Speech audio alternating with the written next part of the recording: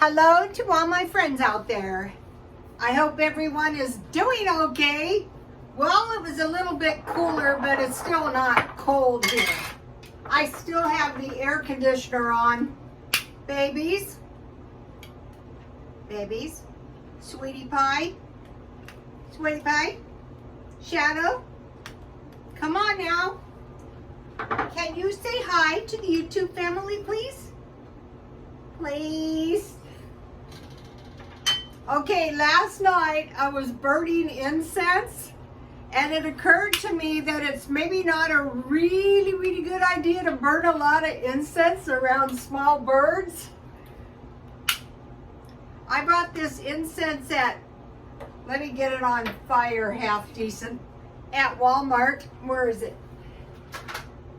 $1. I think they give you 25.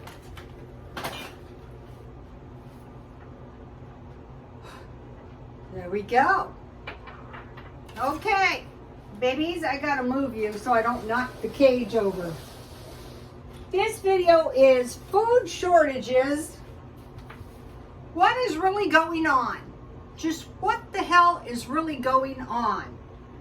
Okay, I think we kind of know what is really going on. Poor people are swarming to buy low-cost food and could ultimately be going hungry, whereas people with money have plenty of high-cost food. And I think, you know, many times you say, what's going on here? And I thought, yeah, I think that is what is going on. So what we want to do is we want to stockpile food. I bought this teacup. I think it's really a coffee cup, but it's pretty, for $3. I probably wouldn't have bought it, but I have such a pathetic assortment of teacups that I thought, well, you better take it, because I broke my beige teapot. So now I'm back down to 2 lousy teapots. So, okay, so what happens is the masses, which comprise probably 90% of the people, rush in to buy the poor people food, like top ramen, store brands, processed food, white bread, canned meats, soup, chili, fried egg sandwich, canned fish, frozen meals, bottles of juice, shelf-stable milk, cereal, instant potatoes, macaroni, and cheese made with processed cheese. And I thought, oh yeah, how did you know? That's what I eat all the time. Well, the interesting thing is, I did a video on prison food. Here's the food, right here. Chicken patties, hot dogs, hamburger patties, lasagna, burritos, tacos, and fish patties. So, in the state of California, they're giving a relief check to everyone if you qualify, I think if you pay taxes. And I said to my son, and I see evidence of, I said to my son, what the world is going on? I feel like I'm caught in the loop. There was so much traffic and, you know, long lines and masses of people. Well, I think they're spending their inflation busting checks. And I said to my son, I don't think that's a good idea, because isn't that supposed to be to combat the higher price of the utilities and the gasoline? So if you go out and no matter what you spend it on, then when the high cost of utilities comes up, gas is very high out here. I think it's past $6.50. So, okay, so now what are people with money who have plenty of food, by the way? Fresh meat, produce, and dairy. So today I went to Smart and Final, and I thought, yeah, that is really true. There is plenty of food. Or if you go to, and the truth of it's not that much more expensive. So, to face this future, I am going from just, you know, buying everything and anything to canned meat, powdered milk, and oil. Also, the poor people are the main consumers of chips, cookies, and soda. So tea is cheaper, God forbid. So today I made a tasty. Yesterday I had a pork tenderloin, and I had some pork tenderloin meat left, so I made a pork pie. So I just made it right in my frying pan, and then I just put the pie crust on the top, and I baked it at 350. Okay, so let's see. I had leftover pork. I had 2 small potatoes left, so I boiled them, but I didn't boil them mushy. Then I made gravy. I had some lard in the freezer. I melted that. I put some flour on it. And then I had in my stockpile a bunch of these that need to be used up. So I just used that to make not too thick gravy. So I had potatoes and meat. I put dry onion. I put garlic and a little nutmeg. And so I put the meat and the potatoes, and I put the pie crust. And I have this really good pie crust for like a meat pie. 1 cup butter, 2 cups flour.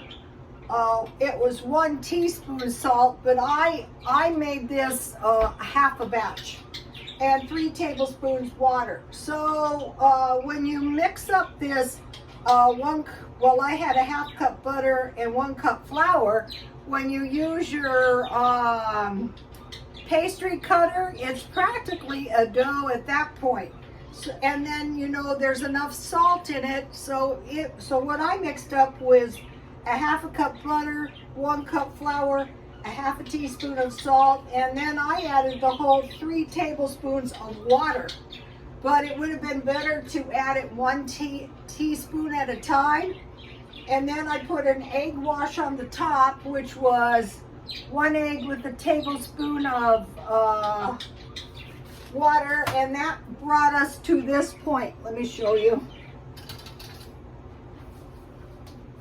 So from a half a pound of pork, this is a lot of food actually.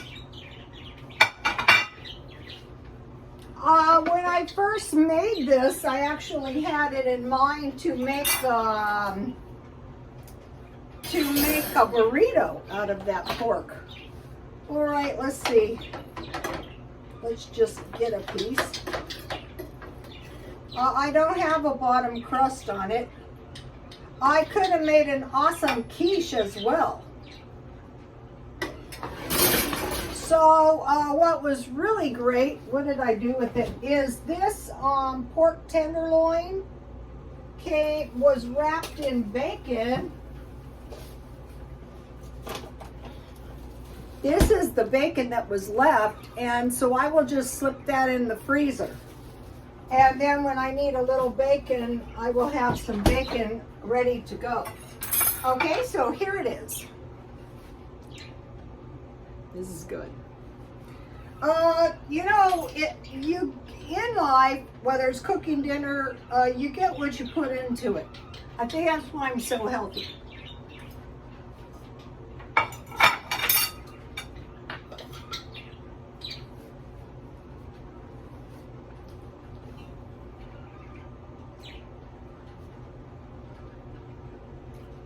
This is peanut butter bread. And what I was looking for, I'm glad I found this. This is really good. What I was looking for was another potato bread recipe. The ones I had, see? The thing about this is good. If something happens, you don't have to use your butter or your Crisco. So here it is. Some of the followers said they couldn't see it. What I did is I mixed the brown sugar and the peanut butter. So you're using brown sugar instead of white. You're using peanut butter instead of butter, and I creamed that together. Then for the 1 cup thick buttermilk, I use 1 cup. How I did it was I made my buttermilk out of 1 cup evaporated milk, and I started out with 1 teaspoon of vinegar, but it wasn't thick enough, so I added 2, and it was perfect. So I added my 1 beaten egg, my thick buttermilk, my salt, and my soda, and I mixed that all together. Then I poured it into the brown sugar and peanut butter, and then the recipe said sift the flour 3 times. And so then what had happened was I bought giant cans of mixed nuts, and there was a lot of peanuts, so I just saved the peanuts, thinking I'll find something to do with those peanuts. I'll just eat them. Actually, I'm thinking about making peanut butter, but I don't need peanut butter because this is what I made this bread out of. I had this almond butter, so I wanted, and I lost the lid, so it goes forever. I don't know, it depends if you're eating a lot. And so this is delicious. This tastes really good with your, that's jasmine tea.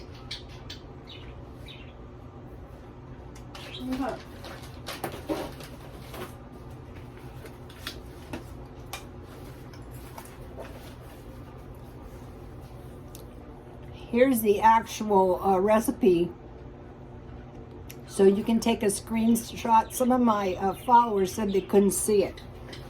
Okay, so that's that.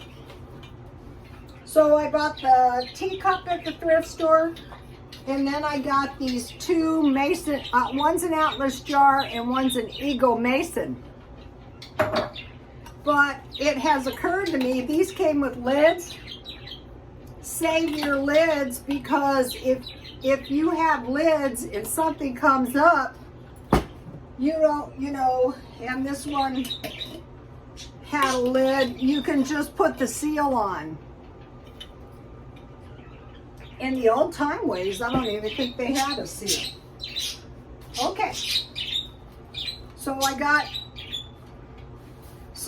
those weren't particularly cheap. They were $2, but I thought I am going to take them because, you know, canning jars, if you do it little by little, it's going to be so much better. So I'm preparing for Christmas little by little. And so I showed you the food boxes. I have 1 for Halloween, 1 for Thanksgiving, and 1 for Christmas. And those would make great gifts, by the way.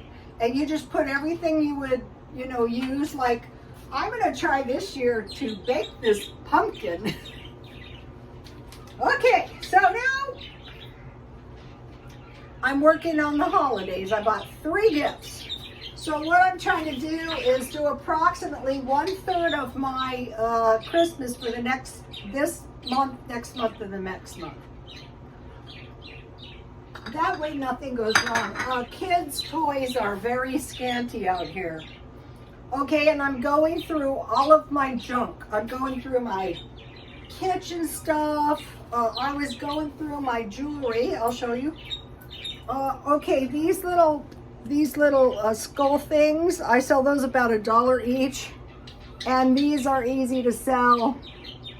I sell those for about $3. A lot of it depends how long I've had the stuff. And so I don't throw anything out. I box it up, then I throw it out on the tarp and I sell it. And the last time I did it, I went 3 times, so I had $1,000. Now, I'm going through all my food, but instead of just like throwing it in the garbage or donating it, I'm waiting until after the first of the year. Right now in California, everyone has these, they're called inflation checks. But by the end of the year, who knows what's going to happen. So if I find something, I'm just hanging on to it. Today at Smart and Final, I bought these for $1.25. I was planning on making banana bread this week. And this is the jasmine tea I made, and this is good. It's green tea. Also, there were some awesome comments months ago, so don't think I don't read the comments. Months ago, someone said, why don't you bag your stuff up in totes? So today, I bought this, and so I put in here these packages of meat, and I could literally put hundreds of them, and I will, and you just put them in some bread, and voila. So I was grateful for that comment. The comments are good. They can really bless people, you know. So now I put some little posts on my Twitter, and one is if you're new to stockpiling. So I wouldn't suggest buying a whole bunch of stuff. I would suggest the little by little approach, even if you don't have one bit of food storage. So maybe a 1 or 2 pound bag of beans, rice. I went through about 10 pounds of potatoes, flour, sugar, salt, yeast, 1 bottle of oil, some oatmeal, powdered milk. Save the seeds out of your food and try to grow some. Learn to make fruit jam and keep all your glass jars. So that is a good little tip if you're new. Okay, you guys, please like, comment, and subscribe, and God bless you all.